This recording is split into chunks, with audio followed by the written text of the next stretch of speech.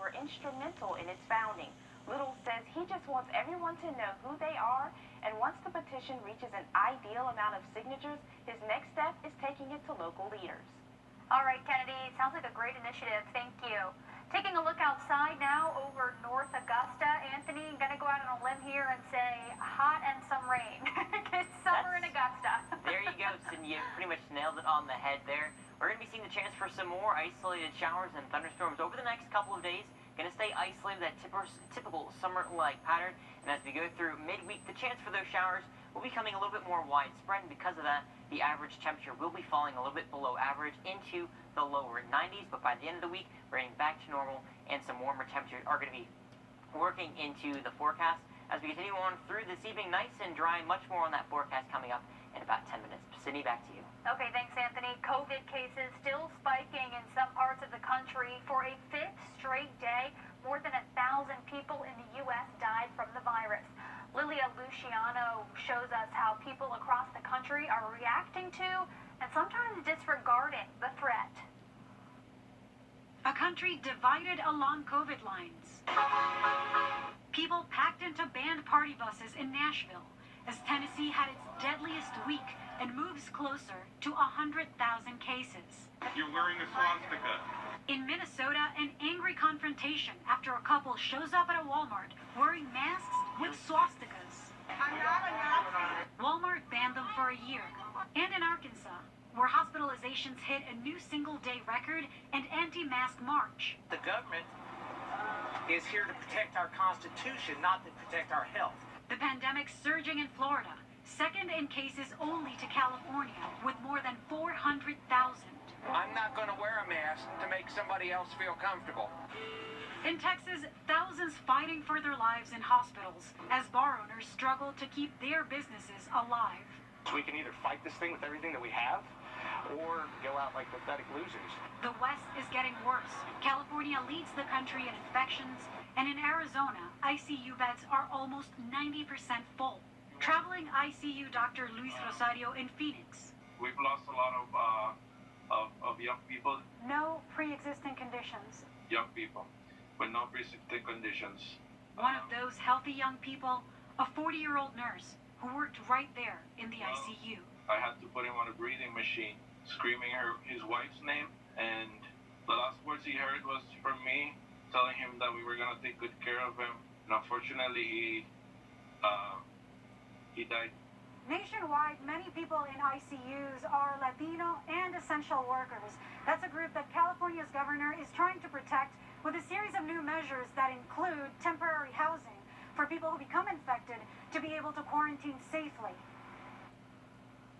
And as Florida reaches an all-new high for coronavirus cases, another tragedy in the state this weekend. Florida saw its youngest COVID-related death after 9-year-old Kimora Lynham died last weekend. Her family says she had no underlying health conditions when she developed a very high fever. She was taken to the hospital for treatment, but they say she was sent home shortly after she died when her heart failed. Her family has no idea how or where Kimmy contracted coronavirus. She's the 5th child to die of COVID in Florida.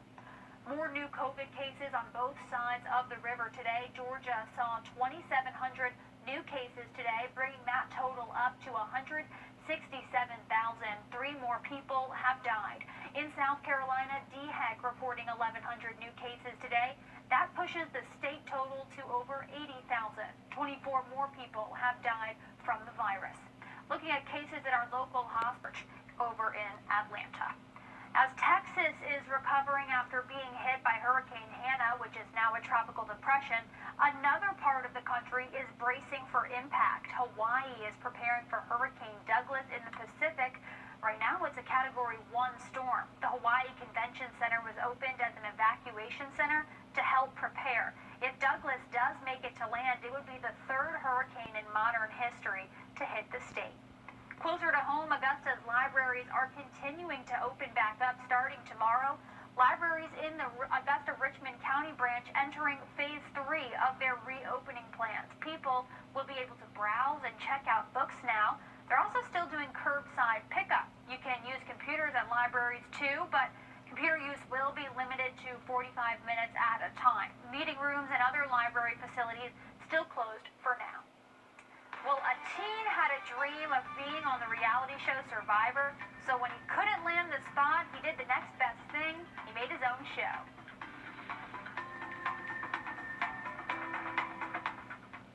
I just can't get over her on that stretcher. That's the funniest thing. I don't blame her, though. That would probably be me, too, after a hike up a mountain, but we're glad Daisy's doing okay. If you're a fan of the show Survivor, you'll probably love this. A teen is taking the reality TV show from exotic beaches to a Vermont backyard. High schooler Nate Frazee planned, organized, and built this homemade Survivor show. It's complete with 20 different challenges over a 1-week span. The competitors are his friends and family. Nate has been a fan of the show since 5th grade and has always dreamed of being on it. So for him, this was the next best thing. I realized how much it just kind of relates to my way of thinking, which my mind's always racing. It's always in different places at once.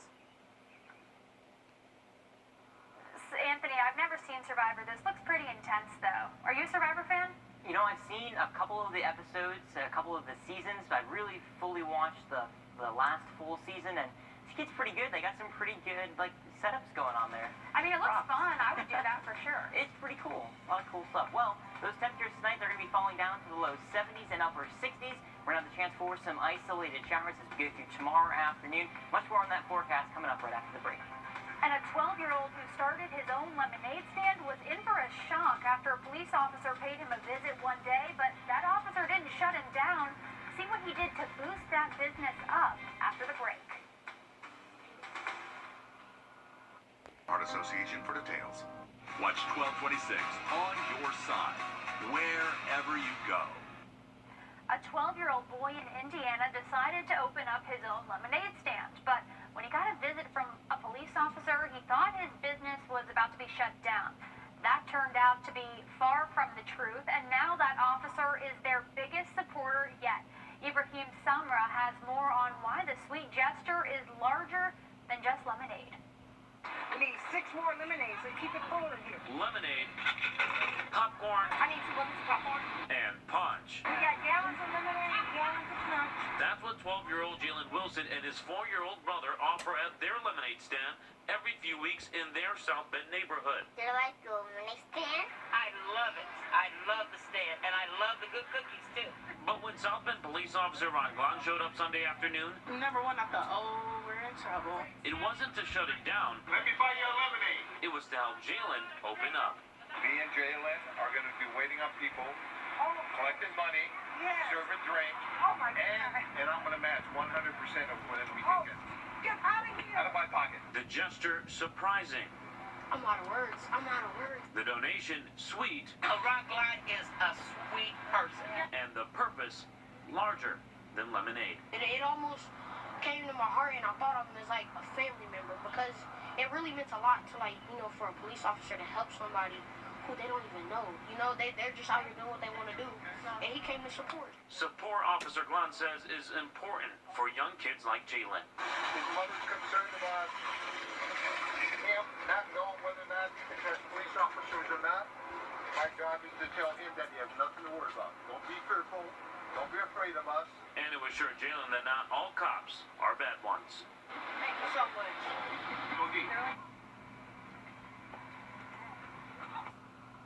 Oh my gosh, we need more stories like that for sure. Kudos to that officer, kudos to that kid. Now I'm craving lemonade, but that is such a great story and such an uplifting story too. Anthony? Absolutely.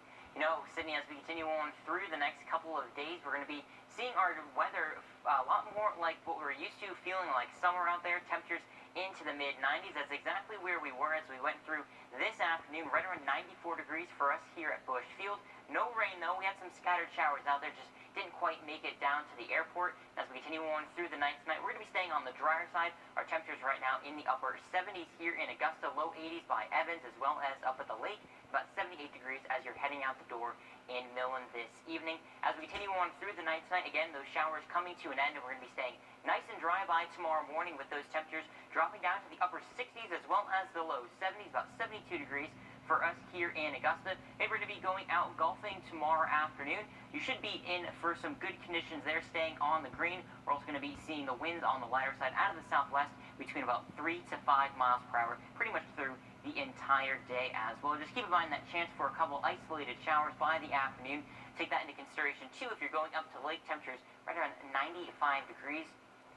And as we continue over the next couple of days, as we get past Tuesday, we'll see the showers become a little bit more widespread, about a 60% chance both on Wednesday and Thursday, then slowly dropping back off as we get through Friday and into next weekend. That's when our temperatures are going to start warming back up as we go through your Monday morning, staying nice and dry, temperatures in the low 80s, warming up to the mid 90s as we get closer to the afternoon, with the chance for a couple isolated showers. Again, most of us staying nice and dry, just like what we saw today. We're going to keep an eye on the tropics, tropical depression Hannah now in the central part of Mexico, and really expect it just to fizzle out over the next few hours. But we are going to be keeping a close eye on in this 92L that is in the central Atlantic area. This has about a 90% chance of development over the next 5 days, and about an 80% chance over the next 2. So we're going to keep an eye on this closely. The models do bring it closer to our direction as we go through the next few days, and as we get through about Thursday morning, you see it just off the coast of the Lesser Antilles, going through very near parts of Puerto Rico. So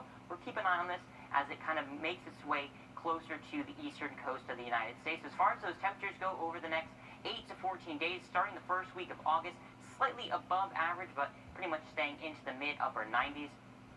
And that summer-like pattern will be continuing on. 96 degrees both on Monday and Tuesday. The chance for some of those isolated showers will continue. Then as we get through Wednesday and Thursday, the showers become more widespread, and that will cause our temperatures to be a little bit cooler, 92 to about 93, but feeling like summer as we wrap up the week with temperatures returning to the upper 90s.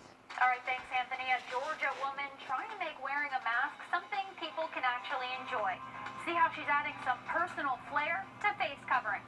But first, as we head into break, take a look at your screen for your lottery numbers, or just look at some tropical fish from the Baltimore Aquarium Tropical Fish Cam. We'll be back in just a few minutes.